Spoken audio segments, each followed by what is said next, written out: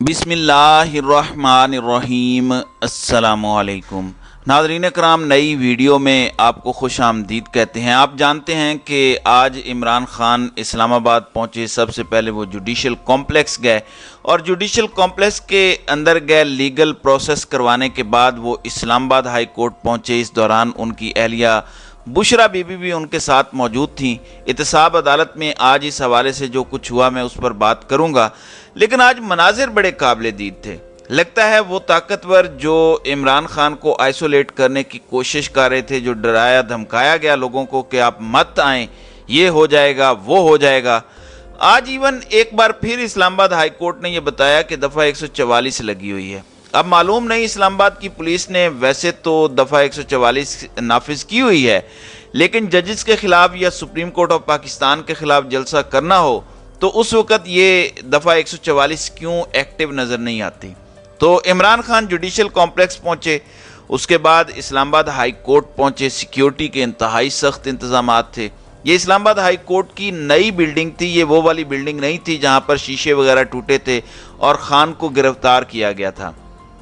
इमरान खान आज पूरी ताकत के साथ वहां पहुंचे। पूरा मीडिया उनको कवर कर रहा था, डिजिटल मीडिया उनको कवर कर रहा था। पता नहीं ये कौन है जो ये समझते हैं कि इमरान खान सियासत के अंदर इररेलीवेंट हो गए हैं। कल वो जब लाहौर हाई कोर्ट आए थे उनके हक में नारे लग रहे थे। आज फिर इमरान खान जिंदाबाद के नारे हमें सुनाई दिए जब इमरान खान इस्लामाबाद हाई कोर्ट में गाड़ी से निकलकर अंदर गए, जिसके बाद उन्होंने बायोमेट्रिक करवाई। लेकिन वहां पर इमरान खान का जो खड़ाक है वो सबसे बड़ी खबर है। इमरान खान ने वो खामोशी इस्लामाबाद पहुंचकर तोड़ी है। हमारे एक सहाफ़ी दोस्त ने खबर ब्रेक की थी और और मैंने आपको पहुंचाई थी कि जो कानून आया है रिव्यू वाला, इस पर इमरान खान सदर आरिफ अलवी से नाराज़ हो गए हैं और फिर ये भी कहा कि शायद इमरान खान को आइसोलेट किया गया है, थोड़ा सा डराया जा रहा है, शायद वो पीछे हट जाएं, शायद वो अपना थोड़ा स्टांस जो है वो तब्दील कर लें। लेकिन आज ऐसा कुछ नज़र नहीं आया। सबसे पहले इमरान खान ने सदर आरिफ अलवी के हवाले से जब उनसे पूछा गया कि क्या ये बात दुरुस्त है कि आप दोनों के दरमियान नाराज़गी है और एक दूसरे से बातचीत नहीं हो रही, उस पर इमरान खान ने कहा कि नहीं, कोई किसी किस्म की नाराज़गी नहीं है। और साथ ही उन्होंने कहा कि देखें, मुझे इस बात का अंदाज़ा है कि अगर सदर आरिफ अलवी इस पर दस्तखत ना भी करते तो अगले 2 दिन में यह कानून बन जाना था।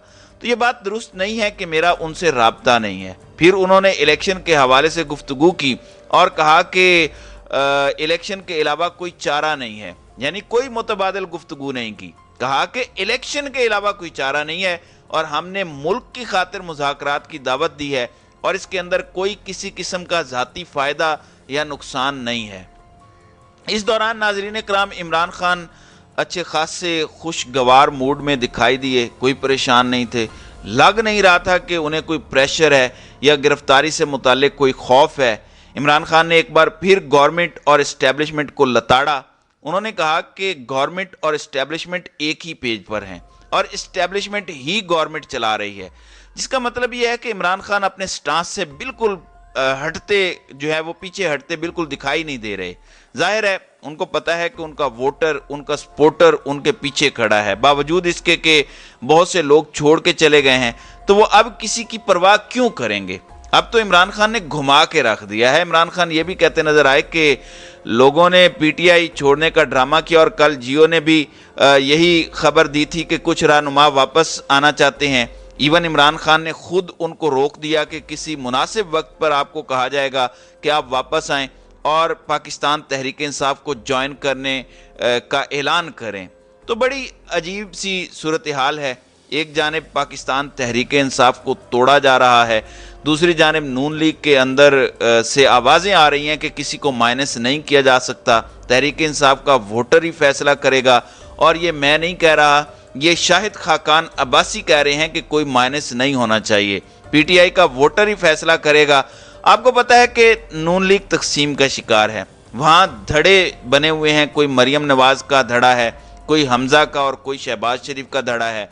तो इस वक्त तो इस तरह की सूरत हाल है।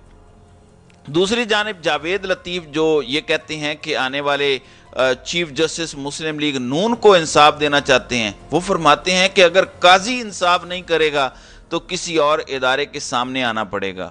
اب یہ قاضی کون سا ہے؟ کیا یہ قاضی فائز عیسیٰ کی بات کر رہے ہیں؟ وہ موجودہ چیف جسٹس کی بات کر رہے ہیں کہ وہ قاضی انصاف نہیں کرے گا؟ اب اور کون سا ادارہ ہے؟ عدلیہ ہی ہے جو انصاف فراہم کرتا ہے۔ اگر عدلیہ والا انصاف آپ نہیں مانگ رہے تو پھر کون سا انصاف آپ مانگ رہے ہیں؟ یہ بالکل بات سمجھ سے بالاتر ہے۔ غالباً طاقتوروں سے کوئی انصاف کی ان کو توقع ہے۔ اور ذرا اندازہ لگائیے کہ ایک جانب تحریک انصاف توڑنے کی خبریں ہیں کہ لوگ چھوڑ کے جا رہے ہیں، دوسری جانب وہ مسلم لیگ نون جن سے لاہور لبرٹی چوک نہیں بھرا جا سکا، وہ کیا کہتے ہیں؟ رانا ثناء اللہ کہہ رہے ہیں کہ ہماری پارٹی میں اتنی گنجائش نہیں ہے کہ ہم سب پی ٹی آئی والوں کو رکھ لیں۔ بالکل ٹھیک ہے، آپ کے پاس گنجائش نہیں ہے۔ آپ کے پاس اتنی گنجائش ہوتی تو آپ الیکشنز میں نہ چلے جاتے۔ آپ کے پاس اتنی گنجائش ہوتی تو لیول پلینگ فیلڈ کا مطالبہ کیوں کرتے؟ آپ کے پاس اتنی گنجائش ہوتی تو آپ کہتے کہ آئیں سیاسی مقابلہ کرتے ہیں اور دیگر غیر سیاسی طاقتوں کے ساتھ مل کر آپ یہ سارا کھیل نہ رچاتے۔ اچھا، ایک اور بات میں آپ کو بتانا چاہتا ہوں، یہ جو ساری ڈیولپمنٹس ہوئی ہیں اس پر عمران خان نے انڈیپینڈنٹ اردو کو انٹرویو بھی دیا اور ٹویٹس بھی کیے، جس میں وہ کہتے ہیں کہ پاکستان میں قانون نام کی کوئی چیز نہیں ہے اور نیم مارشل لا پاکستان میں لگ چکا ہے۔ پی ٹی آئی کو الیکٹیبلز کی ضرورت نہیں ہے، ہمارا سب سے بڑا ووٹ بینک ہے اور لوگوں کے آنے جانے سے کوئی فرق نہیں پڑتا۔ اب دوسری بڑی ڈیولپمنٹ سپریم کورٹ کے حوالے سے ہے۔ سپریم کورٹ کے سامنے آج 5 رکنی بینچ آڈیو لیکس سن رہا تھا۔ اچھا، حیران کن طور پر اس میں حکومت نے پہلے اعتراض عائد کیا، حکومت کی درخواست رجسٹرار نے واپس کر دی۔ عدالت نے کہا کہ رجسٹرار آفس کا یہ کام نہیں ہے کہ وہ اعتراض کی درخواستیں سنیں، بلکہ آپ یہ درخواستیں ججز کے سامنے بینچ کے سامنے پیش کریں، وہاں اعتراضات اٹھائیں۔ یہاں تک تو بات ٹھیک تھی، لیکن وہ آڈیو لیکس کمیشن جس کے اندر قاضی فائز عیسیٰ تھے، حیران کن طور پر انہوں نے بھی اس بینچ اور ججز پر اعتراضات اٹھا دیے ہیں۔ یعنی اس معاملے میں حکومت اور جسٹس قاضی فائز عیسیٰ جو آڈیو لیکس کمیشن کے سربراہ ہیں، وہ ایک پیج پر دکھائی دیتے ہیں۔ انہوں نے کہا کہ جی یہ مناسب نہیں ہے کہ یہ بینچ اس کیس کی سماعت کرے۔ دوسری جانب سپریم جوڈیشل کونسل میں جسٹس مظاہر علی اکبر نقوی کے خلاف کارروائی شروع کر دی گئی ہے۔ آپ کو پتہ ہے کہ chief justice Amrita Bandial supreme judicial council کے سربراہ ہیں اور ان کے ساتھ قاضی فائز عیسیٰ اور سردار طارق مسعود یعنی 2 موسٹ سینئر ججز ہیں، وہ بھی اس کونسل کا حصہ ہیں۔